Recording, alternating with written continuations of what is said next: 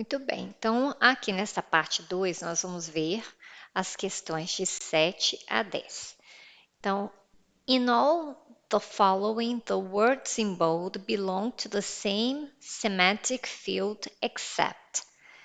Em todas as seguintes, as palavras em bold, que quer dizer as palavras ressaltadas, como a gente costumava falar negrito, elas pertencem ao mesmo campo semântico. Field é o campo, exceto. Então, aqui nós temos todas essas palavras. Então, a letra A está dizendo: muitos entram em erupção embaixo das camadas de gelo com pouco aviso, no sentido de um aviso muito breve. E a letra B, residentes de 14 das nearest farms, das fazendas mais próximas à erupção. Aí é que a gente tem o que da erupção? O site, que é o local. É o site, gente, que a gente fala. Site, o sítio, o lugar. Were told to stay away. Foram, no sentido de ordenadas a ficar distante. Disseram para elas para ficar distante. E na letra C, Iceland, ela está em uma hotspot. Spot também é um lugar grande, hot, aí no caso aí, vulcânico, é hot mesmo, no sentido literal e no sentido figurado, que é um lugar aqui bem, né, propício à erupção. Então, spot também é lugar, e os vulcões da Islândia ocorrem em uma área. Então, a palavra área também é um lugar. Então, a gente percebe que todas essas palavras, das letras B, C e D, elas pertencem ao mesmo campo semântico. Todas elas se referem a lugar, exceto a letra A, que Sheets aí não se refere a lugar, mas se refere à camada. Então, a letra A, que é o exceto. Questão 8. Escolha a alternativa na qual a voz passiva não é usada. Para fazer voz passiva, nós vamos precisar do verbo to be, ele pode aparecer em qualquer tempo verbal, e um particípio verbal, ou seja, um particípio passado de um verbo. Então, na primeira, vamos encontrar o verbo were told. Vamos grifar ele aqui. Foram ditas. Foram ditas, as pessoas foram ditas, ou seja, disseram a elas. A gente não tem aqui quem é que disse a elas. Isso aí é uma questão assim de voz passiva, onde a gente não vê quem fez a ação. O mais importante dizer que estas pessoas aí, né, esses residentes das 14 fazendas mais próximas, eles foram ordenados, ou seja, falaram com eles, mandaram eles ficar longe daquela área. Então, aqui a gente tem uma voz passiva. Southern Iceland não é muito populosa, mas tem geleiras e blá blá blá. Então, aqui não tem voz passiva, porque o sujeito aqui é o sul da Islândia. Several small tremors, vários pequenos tremores, were felt, foram sentidos. Então, temos aí o uso do verbo to be e temos o particípio passado do verbo feel, que é felt. E erupções vulcânicas often go, né, frequentemente elas passam undetected, não detectadas, ou seja, passam despercebidas, porque elas não podem ser facilmente vistas. Muito bem, aqui nós temos o verbo to be, ser facilmente vistas. O que não pode ser visto? As erupções vulcânicas. Então, não está falando aí que elas estão vendo alguma coisa, e nem alguém que está vendo. Então, exatamente isso. Nós temos aqui, então, que não é voz passiva a questão B. Essa questão 9, veja bem, a alternativa que melhor explica o uso do condicional zero na frase. O zero, gente, é quando, só lembrando aqui, né? Eu sei que a maioria que está assistindo aqui, como o vídeo é para professores de inglês, vocês vão ter conhecimento dos condicionais, né? Do zero, do conditional one, two and three. E também do mixed conditional. Mas vamos relembrar, o zero é quando a gente tem o mesmo tempo verbal. Zero, né? Na primeira oração e na segunda oração. Na oração principal e na oração, no caso, subordinada.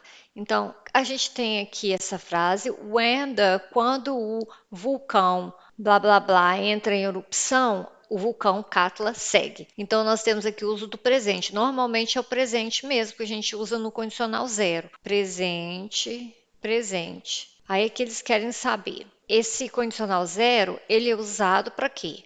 Para falar sobre o resultado de um possível evento ou situação no futuro. Esse condicional que a gente usa para falar de um evento no futuro é o conditional one, letra B. É usado para falar sobre alguma coisa que é sempre verdadeira. Esta é a questão correta, porque quando ele entra em erupção, o vulcão Katla segue também a mesma linha da erupção.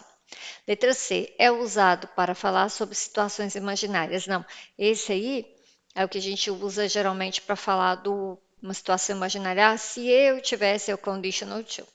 E é usado para falar sobre o oposto do que é verdadeiro ou real, que dá no mesma situação, é uma coisa imaginária. Então não é isso. O zero conditional, ele geralmente é usado para falar sobre fatos. Isso aqui é um fato. Então a melhor a alternativa que melhor explica o uso dele é a letra B. Questão 10. Todos os seguintes estão corretos, exceto na linha 13, o determinante it refere-se a magma. Vamos ver linha 13. Isso é muito interessante, essas questões de referência pronominal. When the Earth's plates move, quando as placas da Terra se movem, e quando a magma lá do deep underground, né, lá do fundo do subsolo, empurra seu caminho até a superfície. É isso mesmo, é a magma. Quem é que empurra o caminho? A própria magma. Theirs refere-se a painters, na linha 19. Então, pintores do século XVIII ilustraram o pôr do sol, né? Nos seus trabalhos, nos trabalhos deles, dos próprios pintores, their works. E na linha 24, o pronome they refere-se aos vulcões da Islândia. Os vulcões da Islândia ocorrem em uma área onde dois das placas, they are also unique. Sim, os vulcões da Islândia. Na linha 5, o pronome it refere-se à calota polar massive, né, enorme desse vulcão. Linha 4 está aí. And Katla, located under the massive, né, Katla, que é o vulcão que está localizado sob essa imensa calota polar, chamada, esse nome aí que eu não sei pronunciar, ameaça com inundações desastrosas e explosões explosivas quando ele blows, né, quando ele explode. Ele quem explode, o Katla. Nós temos na linha 5 esse it. Não, o it, ele se refere a Katla, então, exceto essa. Letra D está errada. Agora a questão 11. Escolha a alternativa na qual a palavra in bold não é um advérbio. Então, aqui nós temos a questão que não é um advérbio. Nós temos soon, é advérbio, advérbio de tempo. Aqui a gente tem também nearly, é advérbio.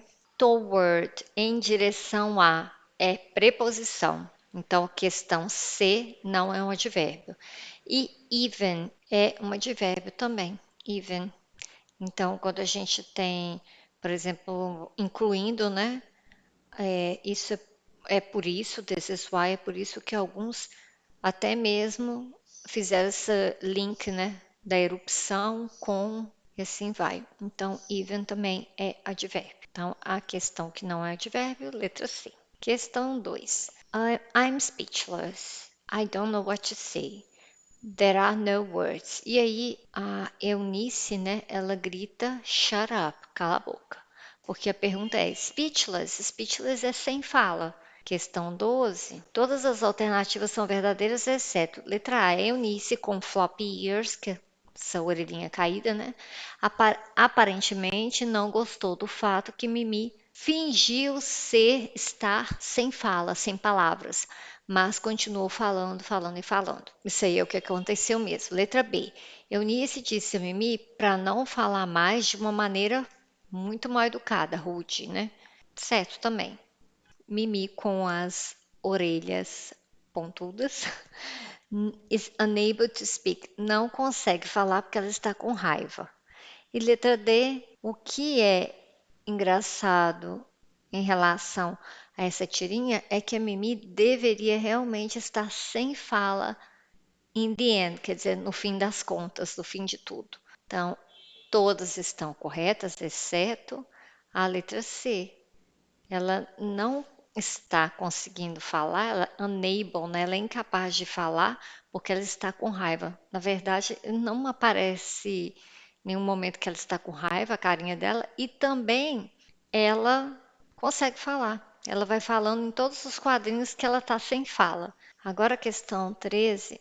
In the sentence, I don't know what to say, the underlying word. Então, gente, essa questão eu achei complicadinha, porque a gente conhece o what como pronome, e aí a gente tem três situações aí para ele. É uma conjunção que se refere a alguma coisa que não pode ser especificado. É I don't know what to say. Bom, o termo da gramática ela está parcialmente correta. Essa é a questão correta de acordo com o gabarito. É uma conjunção. Na verdade, ela não é uma conjunção. Ele está ali tendo uma função de conjunção. Ele se assemelha a uma conjunção. Mas o what não pode ser definido como conjunção. Ele é um pronome. Então, é usado como determinante, não é usado como determinante. Os pronomes usados como determinantes, eles são these, that, those. Letra C, pode ser omitido, ele não pode ser omitido, porque ele faz parte ali da oração I don't know, que é a oração principal, eu não sei.